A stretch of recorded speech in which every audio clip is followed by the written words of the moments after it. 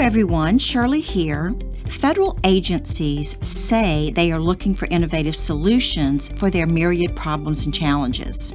Yet, they are risk-averse. They want proven products and services. Past performance and references are highly regarded. Government employees are rarely incentivized to take chances on new vendors or highly creative approaches or technologies. So how do you as a government contractor balance your sales pitch to provide the innovation they seek while mitigating the inevitable risk associated with new ideas, approaches, and inventions? That's what we're talking about today, walking that tightrope that, if done successfully, distinguishes your firm from the competition and can lead to profitable federal contracts. To help me with this important topic, I reached out to Judy Bratt, founder and CEO of Summit Insight. Welcome, Judy. Hey, Shirley. Thanks for inviting me. Judy, tell the audience a little about yourself and Summit Insight. Sure. Well, I'm in my 35th year of my journey into being a subject matter expert in government contracting. In that time, I've worked with over 5,000 companies, and just in the last 5 years, brought my clients over $200 million in wins. Actually, they brought it to themselves with the things that they've learned in our work together. I love your topic today because innovators see themselves as tremendous subject matter experts, and that can be a great differentiator in the market, but it can also leave the risk of being their greatest downfall. Over 80% of government contractors, whether they're innovators or don't see themselves that way at all, have a fatal allergy to the S word, sales. And here's the thing, I did too for 25 of my 35 years of my career in GovCon. In fact, I was so allergic to sales that I literally left the country, a story for another day. Then something happened that changed everything.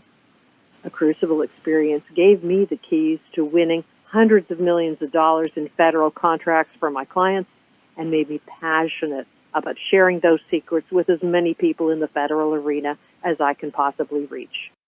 And Judy, I'm so glad that you're passionate about sharing those secrets. You are so good at what you do. I am honored that you're able to carve out some time today to talk about innovation. You mentioned the word differentiator. To me, innovation and differentiation are equivalent. To truly differentiate yourself in the market, you have to innovate. How do you define innovation in the federal marketplace, and why is this important? Shirley, I agree with you completely. Yet, it's a paradox in the federal arena. On the one hand, the Federal Acquisition Regulation, specifically Part 15.201, encourages exchanges with industry before proposals are submitted. And I quote, to improve the understanding of government requirements and industry capabilities and enhancing the government's ability to obtain quality supplies and services at reasonable prices and increase efficiency in proposal preparation, proposal evaluation, negotiation, and contract award, unquote. GovCon is not a market where the Me Too offer and race to the bottom pricing is a sustainable strategy. Federal buyers are constantly approached by would-be vendors, and those same federal buyers are almost always buying something just like what we as vendors do from somebody who's not us. Changing vendors always has non-financial costs, including things like disruption, migration, cultural change, and risk. Success in offering products and services that are innovative, and especially in professional services and things like research and development, has its roots in an expression of differentiators that I like to call best values. Not best value, but best values. Best values are not just about what makes me different from everybody else, but also about why that difference represents lower risk and increased odds of awesome program outcomes to the specific federal buyer we're talking to. I want to drill down on that a little bit, Judy. That terminology, best value, is thrown around a lot. What is your definition? A best value, and this is a twist on the way it shows up in the acquisition regulations and a lot of conversations between buyers and sellers. A best value in my book is objectively verifiable, ideally quantifiable, and here's why innovation is so powerful. Makes it easy to choose you at your price when the decision makers are behind closed doors and down to the final three. I want to clarify and emphasize that the innovation we're talking about here is not just new inventions or technologies, but innovative approaches and ideas. And all agencies desire innovation, not just the Department of Defense. Judy, what do most small businesses misunderstand about selling innovation to the federal government?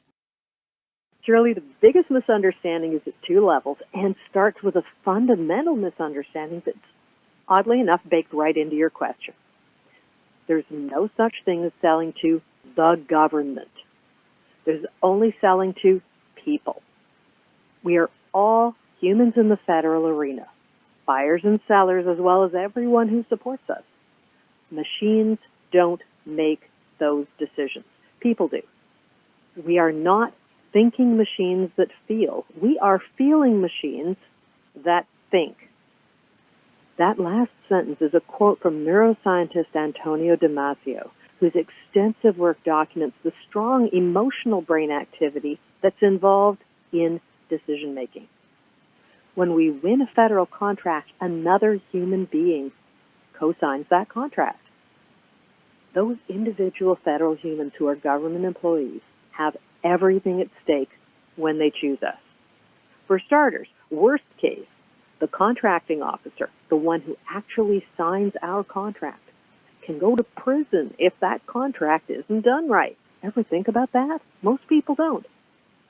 The whole collection of end users and program managers we're working with when we win that federal contract put their professional reputation, their promotion eligibility, and their personal long-term financial security on the line when they choose us. If poor performance by a contractor creates a failed project in their permanent file that holds them back at promotion time, that impacts retirement income and their ability to support their families, their kids, their grandkids. Ever think of it that way? That's why those federal buyers are some of the most risk-averse people on earth. They're humans just like us. And so they want to know that you've solved their problem for someone who looks just like them yesterday afternoon. They want the benefits of innovation, but also need to minimize risk. As much as they want the benefits of innovation, they don't take action to get those benefits until they feel that what they can gain from a new approach massively outweighs the risks of trying something new. Let's explore this a little. You said the benefits have to outweigh the risk. What benefits are federal agencies generally looking for? Shirley, I would bet your listeners would love a surefire laundry list of problems looking for solutions in the federal arena. And I could rattle those off all day long, and I promise I will give you my top of mind top 10 in a minute. But there's an umbrella philosophy that covers them all. No matter what innovation, no matter how breathtaking the breakthrough that we can offer, every one of our federal humans in every federal agency wants three things: follow the rules, make it easy, make me look good. When I work with clients, we use several proven models, including proprietary ones, for building the relationships and trust that are essential for their multi-million-dollar wins. And every single step and tactic boils down to one of these three things. So, Judy, of those three things, follow the rules, make it easy, and make me look good, which is the most important in your opinion? There's so much I could say about every one of these three, but if there's one idea I hope your listeners take away, it's hiding in a single word of the third one: make me look good. The word me represents a whole cast of characters, the players at all the layers. Whether your company has only won contracts in the corporate arena or you're a seasoned GovCon, you know for a fact that there's almost always more than one person involved in the decision to choose you. The one who cares about program success might not care about saving money, for instance. People in different roles have different priorities, and as individual people, unique reasons why they'd support giving your innovation a try, or not. I agree, Judy. Unlike the commercial sector, where success is measured by profit or market share, in government, the seen and unseen real motivators and the definition of make me look good differs. Give us an idea of the broad benefits most federal buyers would find attractive. One of the hardest things for brilliant subject matter experts, especially the introverts, to put front and center when it's time to commercialize an idea and win the work is this. At decision time, with dollars on the line, the ultimate appeal to your buyers isn't the shininess of your tech, but what's in it for them. How is their work, their program, and at the end of the day, their life going to be better if you're in it? Will this decision get me promoted, right? Well, yes, and there's nothing wrong with that. No, absolutely not. Now, Judy, you have a list of 10 categories of what most agencies are seeking right now. What are they? First, better service to all citizens, especially those who are chronically underserved, including online, in-person, and hybrid. 2, value for money, measurably better program outcomes for the funds that are expended. 3, integrity and accountability for program delivery and use of funds. 4, fair, efficient, and transparent competition in contracting. 5, greater access to opportunity and consequent success for small and minority-owned vendors. And some more specific problems. 6, cybersecurity is now a critical priority in every federal agency, especially modeling and approaches to anticipate and prevent breaches, but also to clean up and respond when stuff happens. 7, care for our veterans, a growing and aging population whose needs and geography are often a mismatch for the funding, infrastructure, and location of facilities in place to support them. 8, health care, ways that we as a nation, people of all ages and situations, can thrive physically and mentally in our many unique and diverse communities. 9, energy and environmental security. I'm talking about these in one breath because our power grid is more vulnerable than many of us think about every day. We'll continue to see that in more stark relief every time the planet dishes up severe environmental conditions that have a cascading economic and social impact on the increasing number of vulnerable communities. And transportation infrastructure, which is also linked to how we manage energy and environment. Judy, that is quite a list. And you didn't even mention national defense, which is the biggest gorilla in the room. Judy, we need to take a break. I'm talking to Judy Bratt, CEO of Summit Insight, on how to sell innovation to the government. When we come back, we'll talk about how industry partnerships can help advance innovative ideas and technologies. Stay with us. We'll be right back.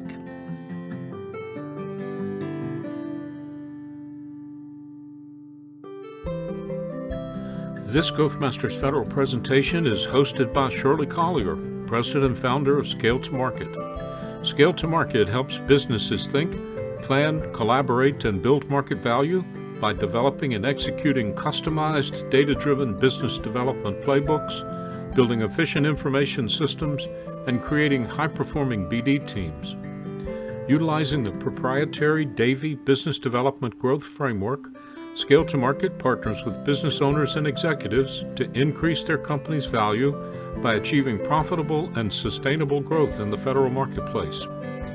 Email Shirley at scollier@scaletomarket.com to learn more about the Davy Growth Framework and how it can be instrumental in helping grow your federal contracting business. Back now to Shirley's conversation with Judy Bratt, CEO of Summit Insight, as they discuss how to sell innovation to the government.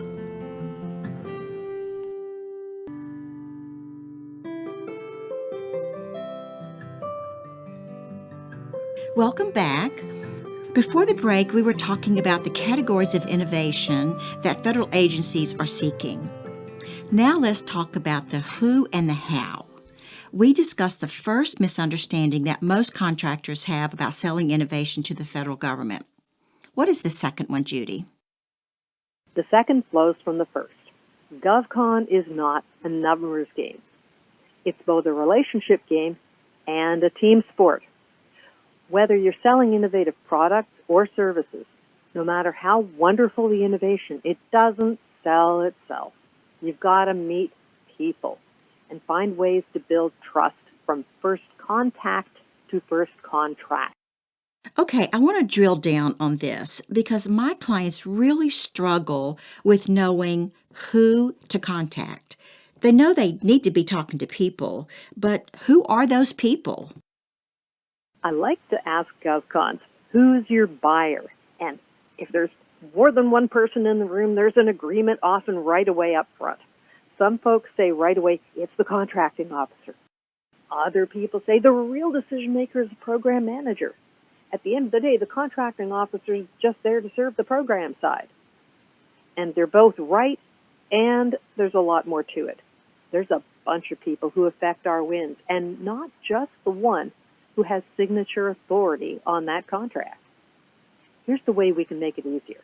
The players and layers methodology. It gives contractors 2 steps to shape how they connect with the individual people who need to support a contract win. In a nutshell, we start with their roles and then build our appeal focused on their goals. Roles, goals. Simple. There are players at 5 layers everywhere we want to win federal business. First, stakeholder. Second, contracting. Third, end user. Fourth, industry. Fifth, small business specialist. So, who in agencies might be the stakeholders? How do you identify those people?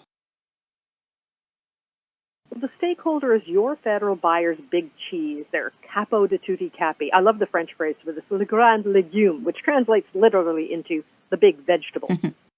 I'll let you enjoy that image for a minute. We're talking about the base commander, the cabinet secretary, the CIO, the chief human capital officer. This is where the buck stops, the person who's going to be on the front page of the Washington Post and the New York Times if things go tango uniform. That's ancient military slang for really badly.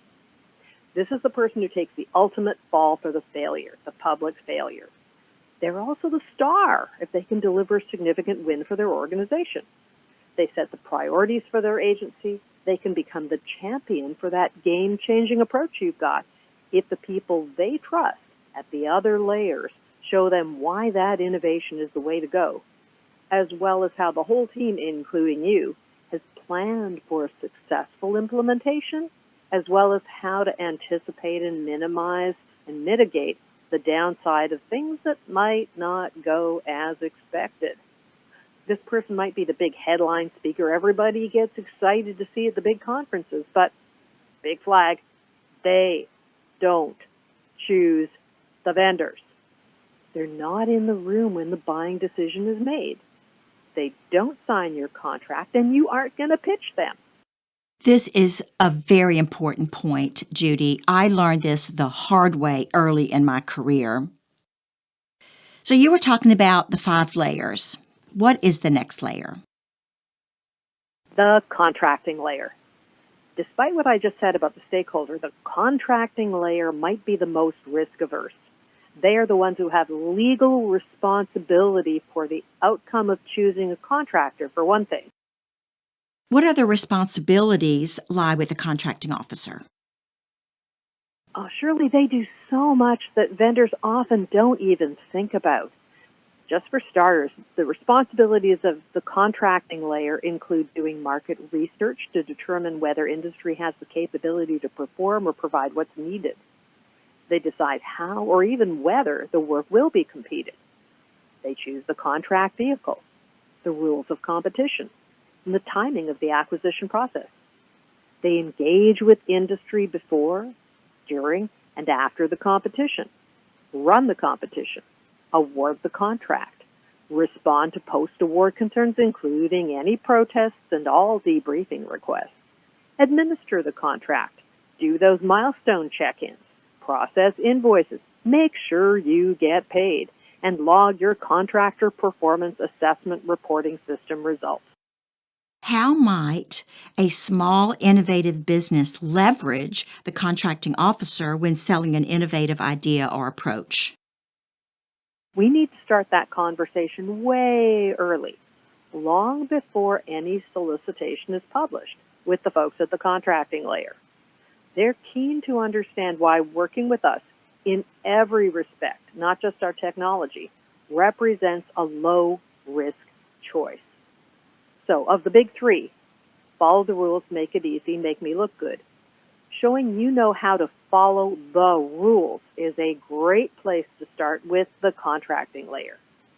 You'd prepare for your first conversation with folks at this layer by doing your research into all the publicly available information on how this specific program office and this particular contracting officer buys what you do, who they're buying from now, what the procurement forecast says is coming up for bid related to what you do, and then choose which of your recent past performance or proven projects to demonstrate your capability to deliver valuable outcomes to their agency or program.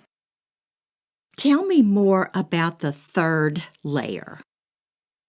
The end user layer, and there are many players here, represents a mixed bag and such a rich collection of people in many roles, and is a critical place to build broad and deep support before taking a specific idea for an acquisition to the contracting folks. Give us an idea of the types of folks you're referring to and how to find them. Sure. In some ways, this is the easiest layer to understand once you just take a step back and take a breath. These are the people you work with every day in the account.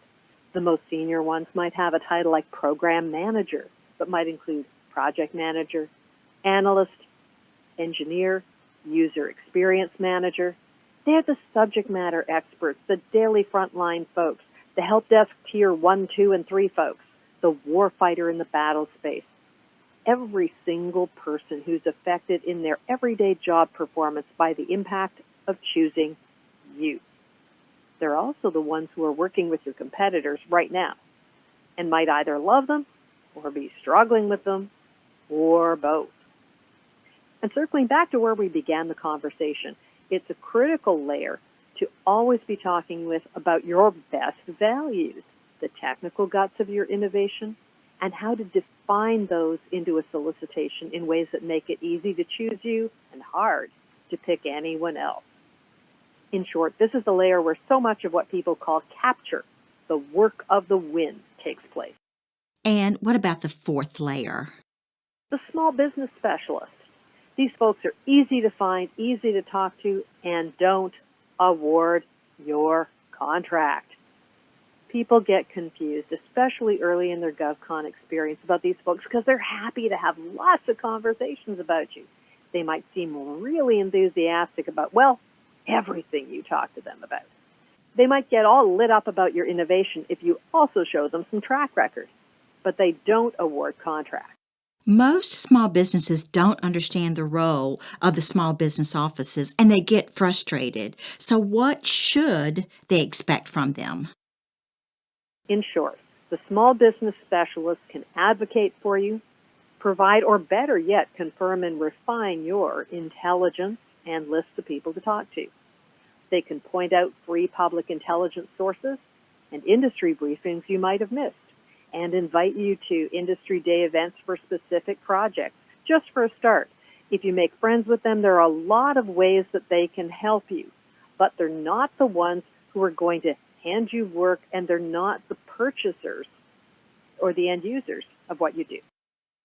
And the fifth layer is industry, other government contractors with whom you might partner or compete against.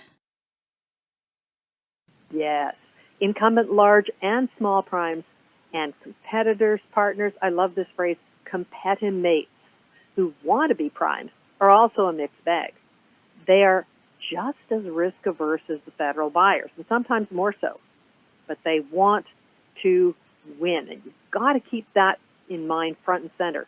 So if you come to them with an innovative approach and show how that approach has proven to be successful, and show them federal buyers that are eager and on board with that approach and ready to buy, suddenly you'll never lack for teaming partners. Now, that's a lot to ask of small businesses that have a differentiator. So you're saying it has to be innovative but proven, and there needs to be a market demand. This leads us to the third misunderstanding that small businesses have regarding innovation: how successful companies develop interest in the federal arena for their innovations. You bet. And this is so easy to fix once you just do what I call flip the switch.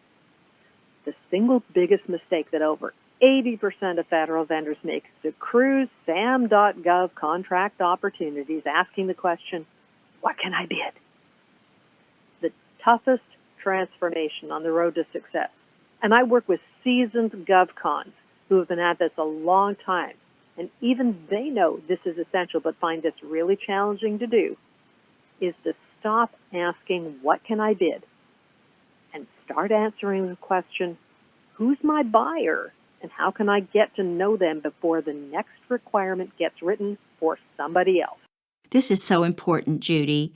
Can you give us an example of a small company that successfully sold innovation to a federal agency? Sure, one of my best stories is American Fashion Network. The Marine Corps wanted better physical training uniforms than they had. They wanted clothing that would fit better, be more comfortable, more durable, and get this, anti-stink. The technical term is actually antimicrobial technology. My clients had never sold to the federal government, but found a buyer that was looking for this innovation and won a $46.8 million 5-year prime contract as their first federal win. Wow. So what was the key to their success? In short, they built relationships. They did the work. How can innovative small companies partner with larger, entrenched government contractors who, as you mentioned earlier, themselves are risk averse? 2 words: bring business. If you bring relationships and past performance and case studies that prove results, the prime contractors will always return your call. And that's the start to the relationships you want and the business you want to win. That is good advice, Judy. The GAO 5 years ago issued a report on open innovation. Their definition of open innovation is using various tools and approaches to harness the ideas, expertise, and resources of those outside an organization to address an issue or achieve specific goals. The report focused on policies and practices at the GSA, Office of Management and Budget, and the Office of Science and Technology Policy, and made a number of recommendations, many of which have been implemented in Project Open Data. More recently, in 2021, GAO's Chief Scientist Tim Persons said the agency is looking beyond the pandemic to scale up their cloud capabilities and utilize emerging technologies through its innovation lab. The GSO says that the federal government gets about $114 in financial benefits from every dollar spent on IT, but it wants to get $1,000 in benefits for every dollar spent on cloud computing, analytics and tools, and agile methodologies. But I want to underscore that all small businesses have a chance to provide innovative services to federal agencies, whether they are providing recruiting, accounting, marketing, program management, or IT services. And you don't have to go through formal innovation programs to do it. By exhibiting customer empathy, you will see problems that need to be solved creatively and less expensively. Your goal as a contractor is to be indispensable. The agency can't afford not to use your company's services. There is extraordinary power in trust, value creation, and empathy. And when I say customer empathy, I'm not just talking about the touchy-feely definition of empathy. I'm talking about understanding at a deep level their issues, problems, challenges, budgets, decision-making culture, people, and mission. Seek to make their lives easier. Transform the lives of those you touch so they can achieve their personal and professional goals. Judy talked earlier about federal buyers and influencers as being risk-averse. There are proven ways to mitigate risk for agencies through demonstrations and pilot projects. Those can be easily funded through direct awards up to $13 million using the simplified acquisition procedures. The key to success for government contractors is to embed this sense of empathy for their government clients throughout their organizations. Empathy must be in their thinking, their words, their actions, and habits, and reinforced with company policy and financial incentives. That is how you grow profitably and create value in the complex, highly regulated, but opportunity-rich federal marketplace. Thank you so much for sharing your insights with our audience today, Judy. Thanks for having me, Shirley. It's been great. It has been great. Folks, if you'd like to get in touch with Judy, she can be reached at judy.bradt, and that's BRADT, at summitinsight.com. Or you can reach out to us here at Skelton Market, and we'll make sure you're connected. This is Shirley Collier, president of Skelton Market and host of the Growth Masters Federal Podcast, signing off for now. As we close, I want to thank you for joining us today and encourage you to connect with me on LinkedIn and visit our website, that's skeltonmarket.com with the number 2 in the middle, where you will find our library of podcasts, webcasts, white papers, my blog, and other links and resources. While there, please leave us a comment or suggestion so we can stay focused on what's important to you. We'll see you next time.